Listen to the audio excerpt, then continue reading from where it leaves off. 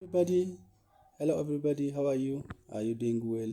I hope you are doing well. And this is a video which is designed to introduce the introductory part of the course entitled Multicultural Education and Diversity Management, which is designed for MA students in educational planning and management, specifically who are learning at Bulehora University this year in weekend program.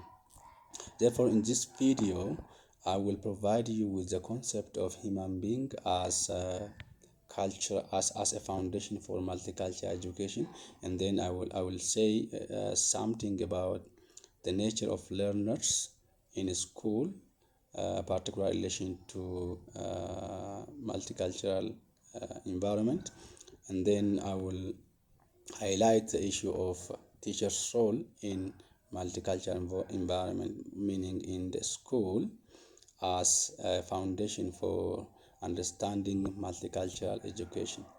I hope before I proceed to the presentation, you may raise the question why this is important, why it is important to know about the concept of human being while we are learning about multicultural education. Obviously, this is obvious question. So what you have to understand is it is impossible to know to really understand the concept of multicultural education without understanding the concept, the nature of human being itself. That is why I hope you know you do have information about the nature of human being. It's obvious, but I simply highlight how human being or human nature has been conceptualized in different perspective first, and you read this as how it helps us as a foundation to understand the multicultural education, and then you will also insight or look into the nature of students and the role of teachers in the school as a foundation for understanding multicultural education. So to start from the concept of human being, human as a concept, the concept of human has been conceptualized in many ways, starting from the earlier anthropologist view to the recent sociological view of conceptualizing human being.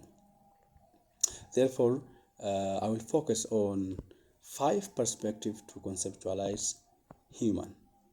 The first one is anthropological perspective. The second one is I will also tell you from biological perspective. Thirdly, I will tell you from philosophical perspective. Fourthly, I will tell you from psychological perspective. And lastly, I will tell you how human nature is conceptualized from sociological perspective. So to start from the early period of anthropologists' understanding, as you all know, human has been conceptualized as a kind of animal with wise, with thinking, meaning it is in anthropological classification, it's Homo sapiens, which is understood as human, meaning Homo sapiens is an animal which make it different from other animal is the thinking ability. This is anthropologist view or conceptualization for the term of human. Following that, from the biological perspective, also human can be or has been conceptualized as in nature, meaning a nature which act as a nature and but has control over another nature. This also goes with conceptualization of anthropologists, meaning biologically, human being has been conceptualized as a nature which have control over another nature, having a different biological characteristics. Philosophically, From philosophical perspective, scholars like Plato and Aristotle conceptualized a human being as a rational being. Human being is a rational being. Therefore, it is a human being is an animal with some unique characteristics, that is rational ability, the ability to reason out, the ability to justify things, the ability to think critically is what has been attached to the concept of human being from philosophical perspective. When you come to psychological perspective, human has been conceptualized in terms of self-conscious. Therefore, psychology says human being or define human being as a self-conscious nature, a nature who know or who have understanding about self. Particularly, they define, they explain this nature of human being in terms of egocentric nature of human being. So human are aware of their self. Human being is conscious of self, and this is what makes human being different from other. This is from the psychological perspective. From sociological perspective, human being has been conceptualized as a social being. Human being has been conceptualized as a social being, meaning it is a being which lives with another being, which needs to make relationship with another nature to meaningfully live on the universe. So this is the sociological perspective and definition for the concept of human being. But to come to the general, if you look at the definitions given by different scholars from different perspectives, you will find basic defining terms for human being. That is, human being is a nature, is a unique nature with biological, spiritual, and cultural characteristics. Human being is a unique nature with biological, spiritual, and cultural characteristics. Therefore, this means that human being has spiritual nature, human being has biological nature, and also human being has also a cultural characteristics. Therefore, biologically, human being differ from others in many ways, in many biological ways. Spiritually, human being has their own beliefs, meaning when you say belief, human being has a spiritual aspect, qualities which make it different from other animals, other beings. When you come to human being from cultural perspective, human being is not born in vacuum. There is a culture which guides, which determines the nature of human being. Therefore, defining human being without considering its cultural, spiritual, and biological nature cannot be a meaningful definition. So, if we say this is the concept, how we conceptualize the human being, how human beings conceptualized in education setting. Therefore, education is a tool to train human being, human nature. So without understanding the nature of human being, it is impossible to design and implement effective education system at global, national, and local level. This is why we need to understand the concept of human being. Because education is for human being, we need to know the character, the nature of human being to understand the nature of education itself. Having said this about the nature of human being, let me come to the nature of students. Students are a cultural being. Students are a social being because they are human. Meaning, socially, students born in an agency called family. Therefore, after they born, children directly make relation with their family.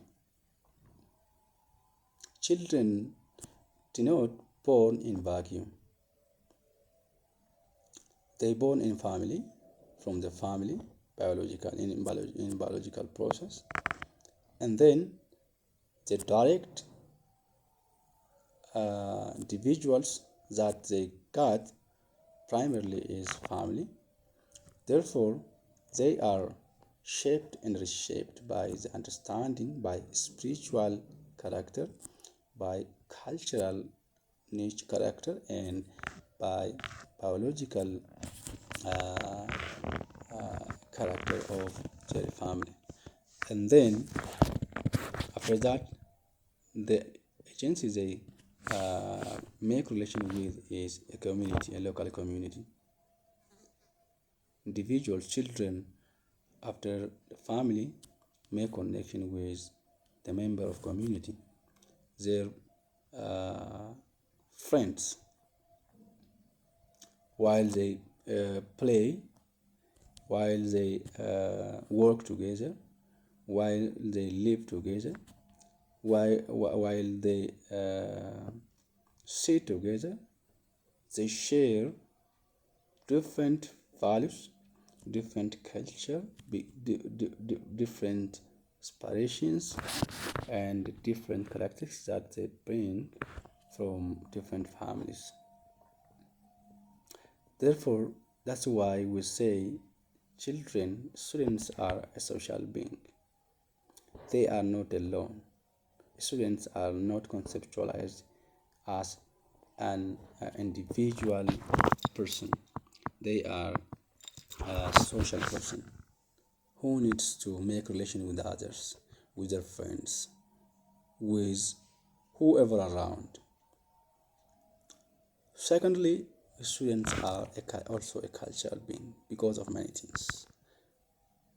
When you say cultural beings, as I told you before, culture is one character or one defining character of human being.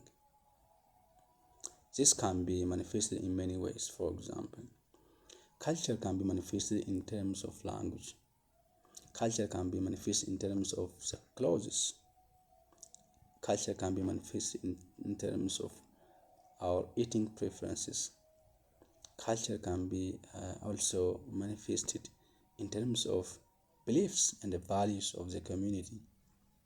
So these all things are the cultural traits. Therefore, children have what they learn from their family, whether it is language, whether it's values, whether it's beliefs. These all things are primarily shared from family. So they develop, they grow in the environment which is determined by their family's cultural traits. So this makes children as a cultural being. This also makes children as a social being. So, what is the role of teachers as human beings? If students are a cultural being, if students are a social being, what would be the role of teachers In such context, teachers have two basic roles. The first role is the role of assimilation, and the second role is the role of accommodation. So teachers are in a position to role model the students in the school as well as in the community. Meaning, students have many things to learn from teachers. After family and the community, students or children join school where they find teachers with different background, from different culture, from different beliefs, from different family background. Therefore, they do have a number of things to learn from what teachers do, how teachers think, how teachers believe, and how teachers understand themselves and make relation with others. So, by role modeling the students, the teachers play the assimilation role in the school. The second role of teachers is accommodation. Teachers are individuals who are in a position to accept, to welcome students in a school setting. Teachers are the most friendly person to the students, the most closest person to the students in the school setting, because they do have many things to work together in the classroom and outside the classroom as well. Therefore, by facilitating the environment where all students from different backgrounds will be welcomed, teachers exercise their accommodation roles. They are responsible to accommodate all in school setting. They have to, I repeat it, they have the role to accommodate all. Whether they are from poor family, whether they are from rich, whether they are from low economic class family,